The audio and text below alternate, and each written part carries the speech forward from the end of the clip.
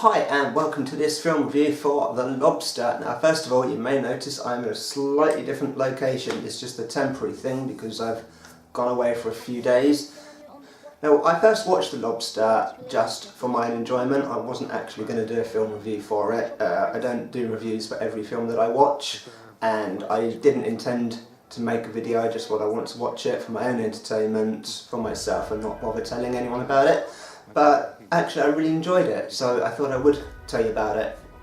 It's a slightly unusual film. It happens in like an alternate reality where it's illegal to be single. If you're single, then you're not allowed to live in the city, so people live in the forest, and then they get hunted down by people and shot with tranquilizer darts and taken to this weird hotel place and turned into animals. Or alternatively, what you can do if you're single, you can choose to go to the hotel. Then you have, I think it's 40 days or 45 days, I can't remember, it was a while ago I watched it, to find to somebody that you're compatible with and get a partner basically. And if you don't find someone in the amount of time that you're allowed, then you get turned into an animal. You're allowed to choose the animal that you're turned into, but you're not allowed to be single in the society. You can get arrested for it. It's really quite bizarre. But everyone just accepts that this is normal, this is the way things are. If you're single and you can't find a partner, then you get turned into an animal. No one really complains about it, apart from the people that live in the forest, who want to be single and just left alone. But otherwise, most of society just accepts it, and it's just a bit of a strange film, a strange concept. And the way everyone talks to each other isn't really how people would talk to each other in the real world. Everyone's very blunt, very direct, and everyone just accepts it. I think in the world we live in, people are a bit more tactful. Maybe people have a few white lies here and there. Not necessarily lying per se, but when you watch something like that and everyone was quite very blunt and everyone's just very accepting of it, and it's just a strange film. But I can't really put my finger on why I enjoyed it, but I did enjoy it.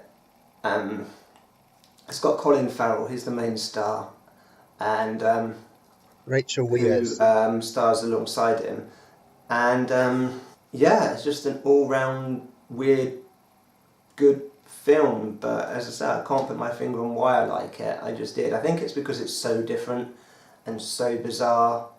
The way people tend to find matches is if they have something wrong with them, like if they've got a limp, or if they suffer with nosebleeds, for example, or if they've got short-sightedness.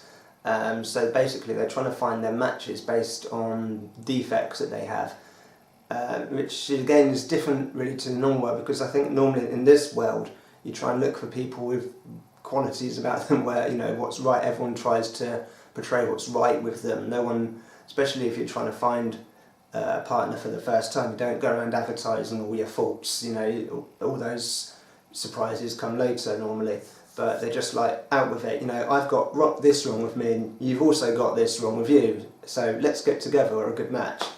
Just seems really strange. I couldn't imagine that really working in the real world. It has a commentary running over it, kind of explaining what's going on.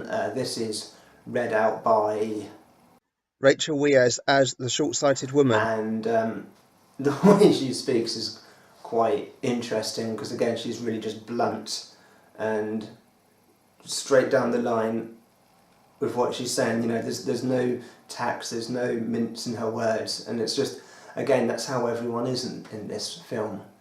So again, I'm really just giving away like the story and the plot and what's happening rather than what I thought of it as a film. But it is just a genuinely good film, because it's so different, it's so out there, it's so unique. There isn't really anything else like it around. I can't really compare it to any other film I've seen, whether it's like an independent film or a mainstream film.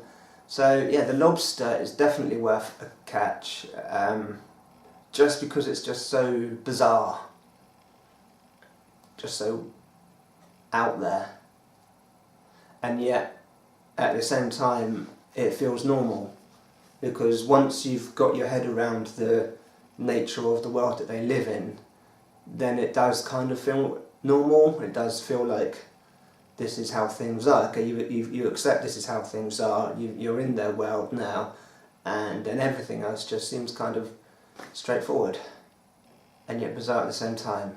So yeah, definitely go catch it. It's well worth a look. I really enjoyed it. Give it a thumbs up all round, just for its strangeness, really. So if you enjoyed this video, if you give it a thumbs up, that would be brilliant. And if you subscribe, I will love you forever. Check out some of my other film reviews, my other videos, and I will catch you again soon. Bye.